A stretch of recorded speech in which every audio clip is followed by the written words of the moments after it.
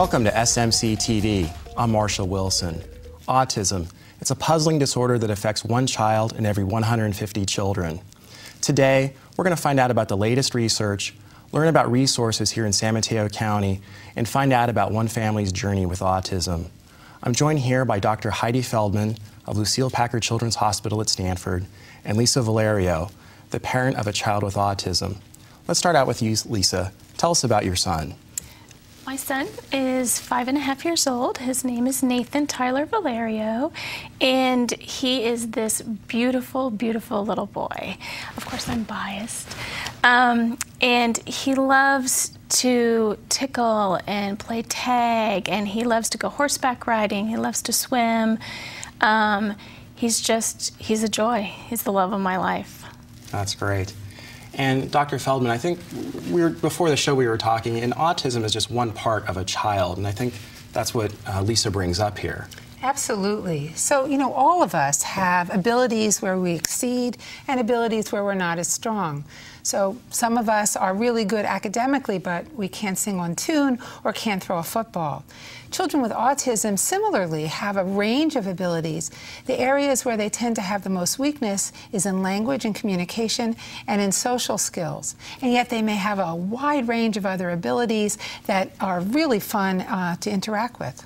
And how is a child typically diagnosed? What is the process like? Children are diagnosed on the basis of their behavior. There's no test, there's no medical blood test or scan or anything like that that tells us whether a child has autism or not. So usually what happens is that a parent is suspicious because of something in the child's development or behavior. They seek the consult of a pediatrician or another trusted professional, and that professional, along with the parent, observes the child in both unstructured and structured ways, and together come to the diagnosis. And Lisa, what was the process like for your family?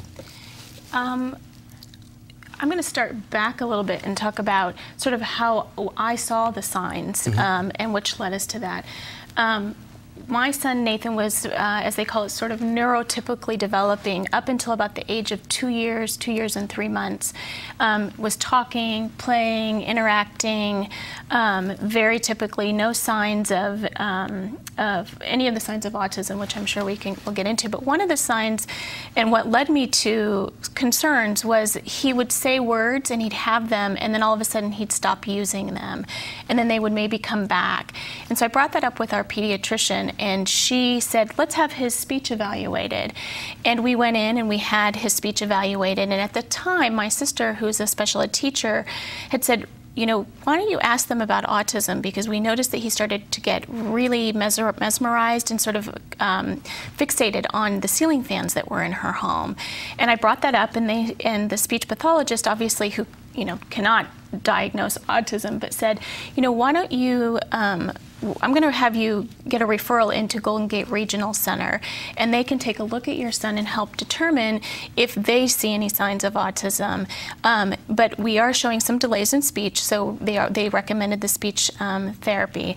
And then I went and had, 3 months later, because there's quite the wait list, we got into Golden Gate Regional Center, and that's when they noticed the early signs of autism.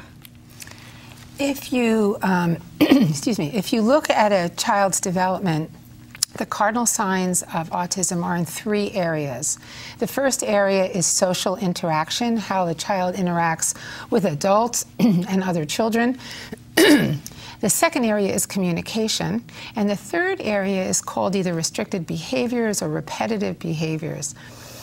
For most children, unlike Nathan, the development slowly goes awry in those 3 areas. Sometimes it's very subtle, and parents don't even know exactly when their concerns began, someplace at a year or a year and a half, moving toward 2 years of age. In some proportion of children, the signs come on suddenly or gradually, but after a normal period of development.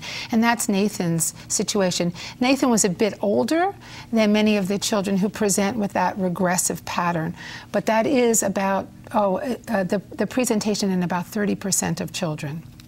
So when should parents, what are some of the signs that, you touched on that a bit, but when should a parent say, I really need to go see a specialist?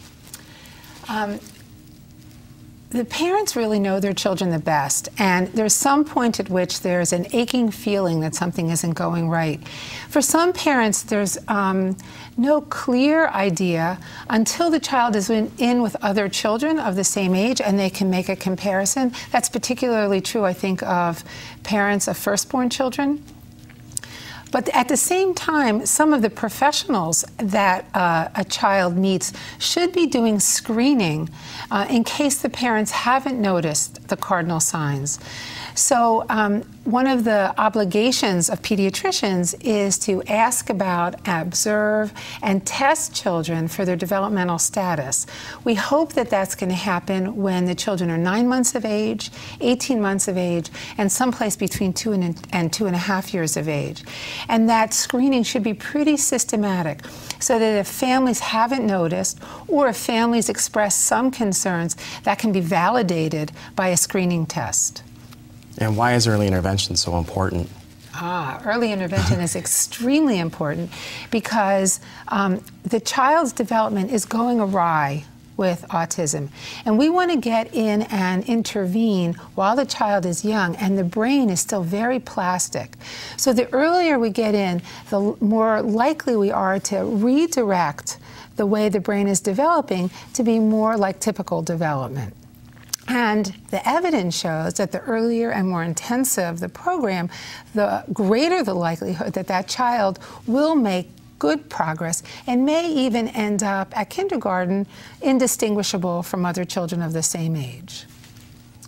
And I bet you have something to say about this, the way you smiled and nodded. Well, I truly believe in early intervention. I mean, I think we made tremendous strides by having early intervention, and it also was the foundation that helped me and my husband really understand what we were up against, and also it led us and it gave us the tools that we needed to be able to really interact with our son. So I think that it's crucial that early intervention and that we catch this as early as possible. Right.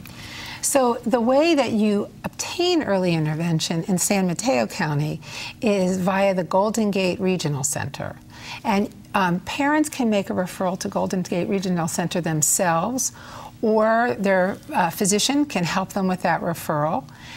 Once they approach Golden Gate Regional Center, there will be an evaluation to determine whether the child's eligible. And then if the child's eligible, they'll go into one of the community-based services here in San Mateo County. We're very fortunate. We have terrific resources in this county. So once the child is enrolled, there are many options. And each child should have an individualized program that considers their strengths as well as their needs, and also considers the family's strengths and the family's needs. So the family, as Lisa said, can be the best, not only advocate, but also interventionist with their child. And what resources have you found to be the most helpful? I would say that, like I was talking about earlier, I was fortunate to be able to go to Community Gatepath for Nathan's early intervention, and they have a family resource center there. And they really helped me with all the tools and resources that I needed. But I would say the most important and the most valuable resource that I have come across, or resources actually, is other parents, and parents who actually have children who are on the spectrum that are a little bit older than my son, because then I could actually tap into them and really ask them what worked for them, what didn't, and then be able to tailor that and look at those resources and then determine what was going to be the most appropriate approach for me to take with my son. So I'd say parents, interacting and talking with other parents with children on the spectrum. And I imagine that also lets you know you're not alone. There's a whole community out there. Yes, and there is a very large community that's very supportive. Family resource centers are a very essential point for families to learn the ways into the system. Our system, unfortunately, is not organized and coordinated through a single doorway, and it requires finding all these different resources, many of which have no formal relationships with other resources.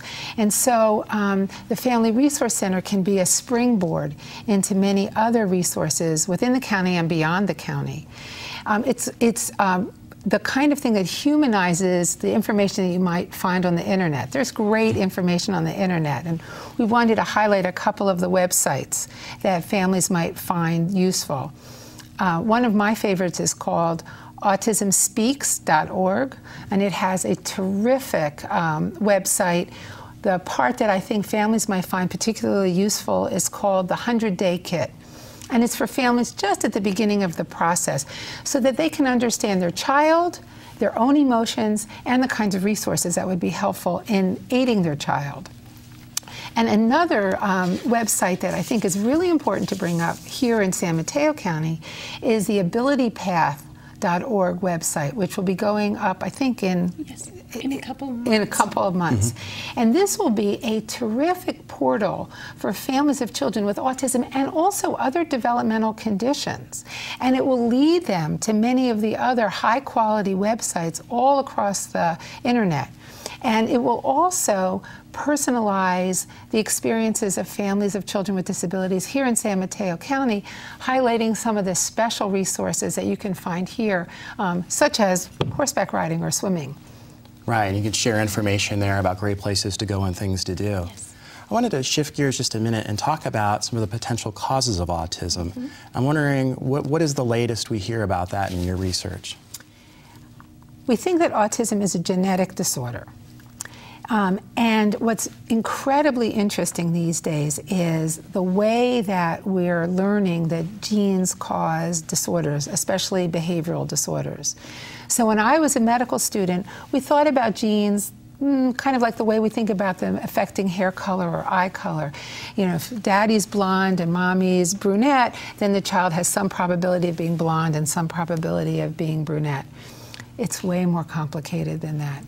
And what we're learning is that there are many different genetic conditions that can lead to autism, and that those same genetic conditions can lead to other neurodevelopmental disorders.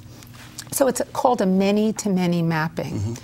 And sometimes there's a specific gene that is affected, and sometimes there's a bit of genetic material that's either deleted or duplicated where it shouldn't be. And that's been called a copy number variant. So the genetic testing that gets done when a child is diagnosed with autism looks for all of these different variations. I imagine that this genetic testing is going to evolve pretty dramatically in the next 5 to 10 years. Right now, we do a series of about 3 or 4 genetic tests where we think we have the greatest probability of identifying the genetic cause. One more thing that I'd like to say is many parents are afraid of immunizations as a cause of autism. And the reason they get afraid is very understandable. The child often presents with the core symptoms in the 2nd year of life after the child's received some immunizations. There have been now many really well done studies that show no difference between children who got immunizations and children who didn't get immunizations and how prevalent autism is in the two populations. And we are seeing a recurrence of some of the very nasty disorders that those immunizations prevent. Measles, for one, is a very, very potentially serious infection. So we do not think that immunizations are the cause of autism. We do think that a genetic underpinning is the cause. And that's a very important point to leave us with for our first half here of SMCTV. We'll be right back to hear more about autism and resources here in San Mateo County. Thanks for joining us.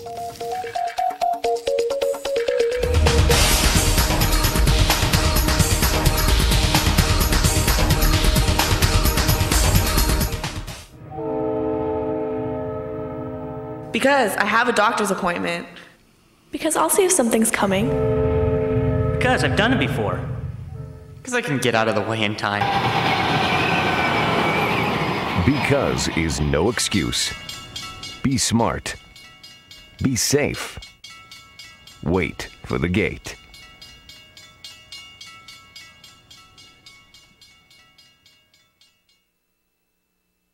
I'm Mark Simon. I'm Bob Marks. It's our favorite spectator sport. The day of reckoning is fast approaching. We're just going to shoot the bull. Join Mark Simon and Bob Marks each week on The Game as they cover the Bay Area's top stories, bringing you in-depth analysis on politics, business, and sports. Don't sit on the sidelines, get into the game. Sundays at 6:30 p.m. right here on Peninsula TV. Emmy Award-winning Peninsula TV provides a large multifunctional TV studio and video production facility, state-of-the-art equipment, and affordable prices. Let our professional staff and crew produce your company or organization's next video, or create your own TV series and air it on one of the Bay Area's largest community cable channels. Contact Peninsula TV at pentv.tv or call 650-637-1936.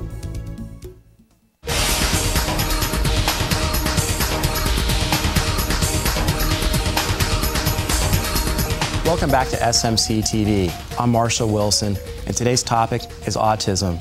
We're now joined by Sheryl Young of Community Gatepath. We're also here with Dr. Heidi Feldman of Lucille Packard Children's Hospital at Stanford, and Lisa Valerio, the parent of a child with autism. Let's start with you, Sheryl. Tell us about Community Gatepath. We heard about that in the opening segment, but tell us more about it. Well, Community Gatepath provides a wide range of services. And for children, we specialize for children who have autism, cerebral palsy, Down syndrome, or other developmental delays. Some of the services that we provide are the early intervention that Lisa and Dr. Feldman talked about earlier that are so important for children. We also have an inclusive preschool, and the inclusive preschool is where we have 80% of the kids are typically developing and 20% are the kids with special needs. So it's an environment where kids can really learn from each other and really thrive. And another project that we have up in South San Francisco, which is possible through funding through the First Five Commission, is called Watch Me Grow. And Watch Me Grow is a project where we're trying to identify kids that have developmental concerns and then get them into services. So in this last year, we've been able to screen over 350 children in that project and have found about 40% of those kids there are some developmental concerns. So initially you might go, oh my gosh, 40%, that's terrible. But actually it's a great thing because identifying those kids early, we can get them into services so that when they go to kindergarten, they're going to be ready for kindergarten, and the chances for them to be successful are just greatly improved. One way I think we can think about the services for children with developmental delays is almost like medicine. You know, if your child has an illness and you recognize that illness, if there's a medicine, you give that medicine. You'd never think about not giving that medicine. And I conceptualize early intervention in the same way. It happens to be a behavioral medicine or a developmental medicine, but it has that importance in the life of a child with developmental delays or disabilities. It really does. You know, I think, Dr. Feldman, what you talked about earlier is that early intervention is a partnership, you know, among professionals and families, because families know their kids best. And by really working together in this partnership, that's how we can really get a good idea of what the kids' needs are, how they learn, how they're motivated, and by working together, that's where we see the great success with our kids. Right.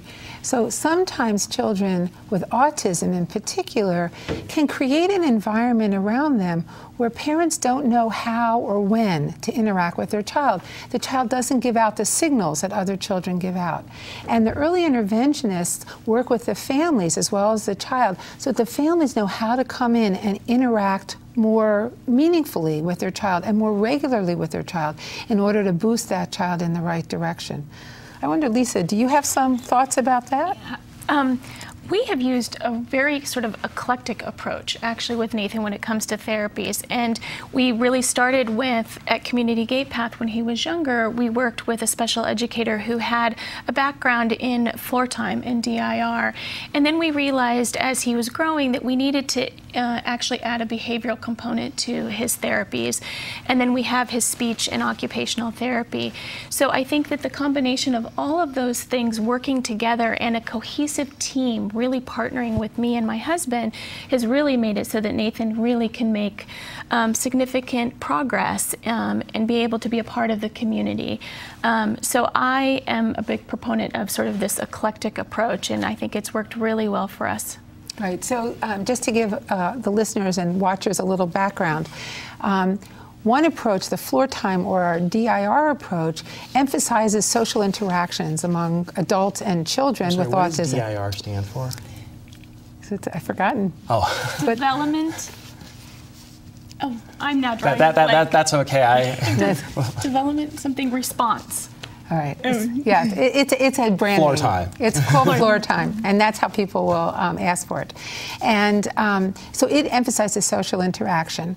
The behavioral approach often gets called applied behavioral analysis, and it has a few different variations: verbal behavior analysis, pivotal response therapy, and that takes complex behaviors and breaks it down into simple steps and encourages and rewards children for progress toward the more complex behavior.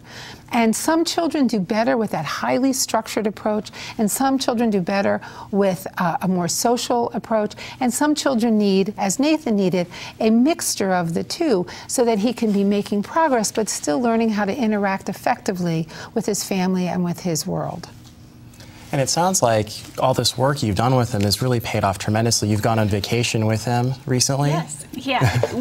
I would say that, I'm very proud of Nathan. I mean, he's still a child at the age of 5.5 that is fairly nonverbal, but we have, tools in place for him to be able to communicate with us. He has a Go Talk board, and he has a PECS binder at home that gets him outside of the home, where when he's in home, we use this PECS binder because it has everything in the house and it's easy for him to communicate. And then when we go out, he has a Go Talk board. And I can take him anywhere. I mean, I can bring him out, and we traveled all the way to the Philippines this year, which was a big trip, and he did great. It was pretty rewarding. It was fulfilling. And I can bring him, to the local cafes, and he blends right in. So. In fact, it's interesting, Lisa and I ran into each other at a local cafe on Burlingame Avenue on Saturday, and Nathan looked like he was right at home, and you were telling me how you've introduced him to that environment, which is a very noisy, chaotic environment on a Saturday morning. Well, I brought up the ceiling fans. He would get really scared and sort of mesmerized by these ceiling fans, and there was about 6 of them that go in this store, and he would get so scared. And so, talking about a behavioral approach, what we did is we would go, and we just would go to the door and make him, look at him. And then, the next week we just have him step in. And we did that for about just a week. All he had to do is step in. And then we got it to where he could sit at the counter. And, then we just kept making progress until we got all the way to back where we could sit as a family and eat. And he loves potatoes. So the reward was, as long as I walked away with the potatoes, that, we got to go to Alana's. So. I want to bring up another First Five program that's available to families in San Mateo County and also to the professionals who care for them. We have an interagency collaborative. And when there are children who have many different issues going on, let's say they have serious health concerns as well as developmental concerns such as autism, we can discuss this child at the Interagency Collaborative and pool all of the resources of San Mateo County to putting together a comprehensive plan that will make more of a system of care out of our non-system of care than that family might have experienced otherwise. So we have public health nurses and mental health professionals and the Golden Gate Regional Center and school districts all represented at this interagency collaborative. So sometimes if it really is difficult for families, they might suggest to one of the professionals involved with their care to bring the case to the collaborative for this rich conversation and for a revisit of what the plan is and maybe a coordination of that plan. It's quite difficult for families to negotiate this diffuse set of circumstances, and First Five is really trying to help us pull things together and get children what they need at a young age. That's really what we're seeing as our role increasing in helping parents navigate through the system. We've had a family resource center for the last 20 years that is staffed by parents who have children with special needs, and now we're putting all that information online for the abilitypath.org, which is also funded by First Five. When a family first hears the word autism, it creates this incredible feeling of terror. And if you go to Google and you text in autism, you will get back 17 million hits.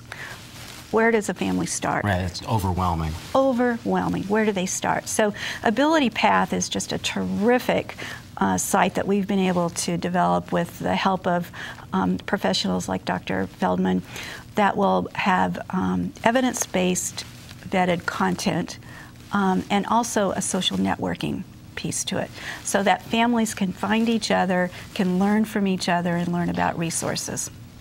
I want to talk, Marshall, a little bit about the prognosis for a child with autism. I think it springs off of some of the things that Sheryl just said. In the past, we offered families a dire prognosis when their child received the diagnosis of autism. We told them things like, the abilities that you see in your child at age 6 will be the abilities that that child has lifelong. We were wrong. And I think one of the biggest changes in the care of children with autism is that they now stay in their families and go to schools in their community and continue to get this rich array of services as they progress all the way to adulthood. And not surprisingly, when you commit and invest in children, even children with autism, they make enormous progress over their lifetime. And so what we need to do is support families who are really pioneers. There aren't people from the generations before who are doing what Lisa is doing. And they need public health help, and they also need interpersonal help and support. And whatever we can do in the helping professionals, we should be doing, because it will make an enormous difference lifelong for those children. Well, we only have a little over a minute left, so tell me a little bit more about Gatepath and when it's going to go live and your blog. Well, it's going to go live, Sheryl. Do you have the exact date? I don't have the exact date, but within a month. Okay, within a month, it's now so within a month. About May? Right. May, okay. And I am writing a blog about my experiences with Nathan, all the way back from my very first blog is called Reflection, so people can go back and look at that. But it talks about Sheryl. It's devastating when you first hear that your child has autism, but there's a lot of hope. And you know, who would have thought that 3 years ago I'd be on a plane to the Philippines with my son? So there's a lot of stories and things about things that give me hope about my son that's going to be in the blog, and things that really frustrate me. So I'm hoping other parents will join me and we'll be able to blog back and forth and be able to vent and to be happy together on the blog. And I think that frustration is any parent's frustration. I have a 16-month-old at home, and she can be quite challenging herself many times. And I want to thank you, Lisa, thank you, Dr. Feldman, and thank you, Sheryl, for joining us on this episode of SMCTV. We have a lot more information on the web here, on your screen there, showing the website addresses. And thank you for joining us. I'm Marshall Wilson.